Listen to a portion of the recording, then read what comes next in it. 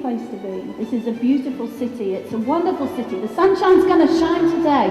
Hyde Park will be full tonight. And yet, in every area that you are sitting in, that you've named where you live, there are traffic victims.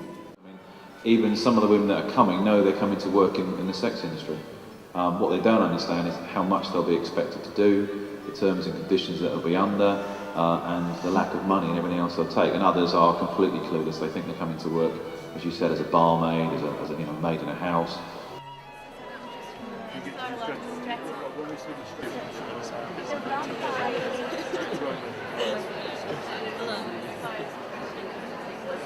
In Northern England, there's a huge problem where older men will target younger girls. We'd understand it as child abuse.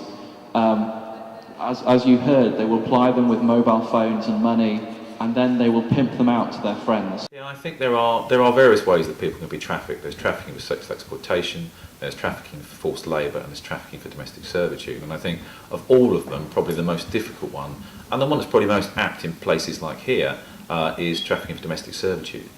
It's very, very behind closed doors.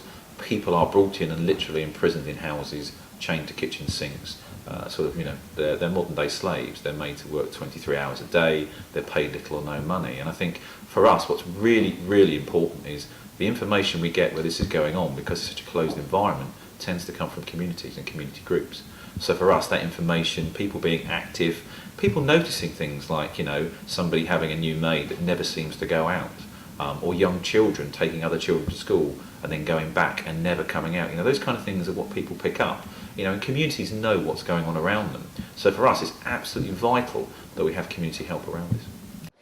Harry, you're quite passionate about human trafficking and have been for a while now, and in order to find out more information about it, you've proactively been out and met with a few various different charities and been actively engaged in one or two conferences, particularly the Legatum conference on Wednesday where you hosted a stream there, and now you've come along today. Well, what did you really come here today hoping to find out?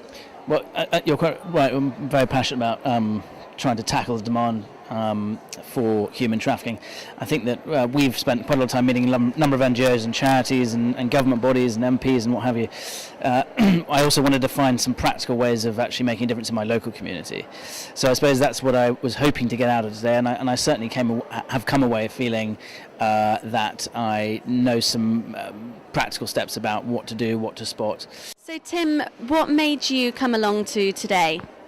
Well, I was at the men's breakfast last week and heard an amazing talk by Steve Chalk, and it really just touched me. It was very challenging, and so today I came along to be more aware of what's going on with the human trafficking and see how I can get involved. And what has struck you today? What are your takeaways from today? Really, it was just how big the scale of human trafficking is.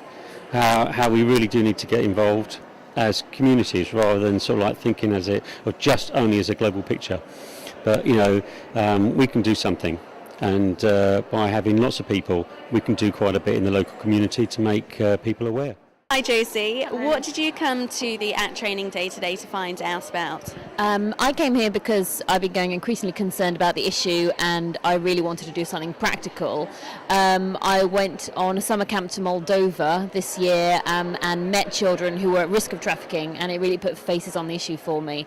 I wanted to know what I could do to ensure, or at least do something towards stopping the trade and stopping these children being at risk of trafficking. And what's going to be your next step?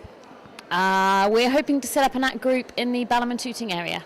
Fantastic. Well, we look forward to connecting with you on that one. Thank you so much. I'm absolutely passionate about the ACTS initiative that's been sponsored by Stop the Traffic. I have a close association with them because of their ability to stimulate community work.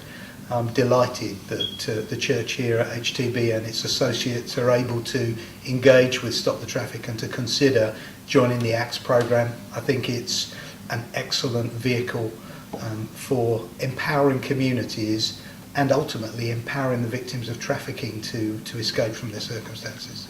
Yes, I'll encourage anyone to get involved because trafficking is an issue that would continue to rise, as we know.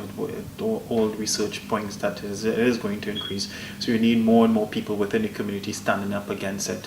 And you know, when there's a concerted effort to address an issue, you find that politicians and people in power would listen to the voices of the community.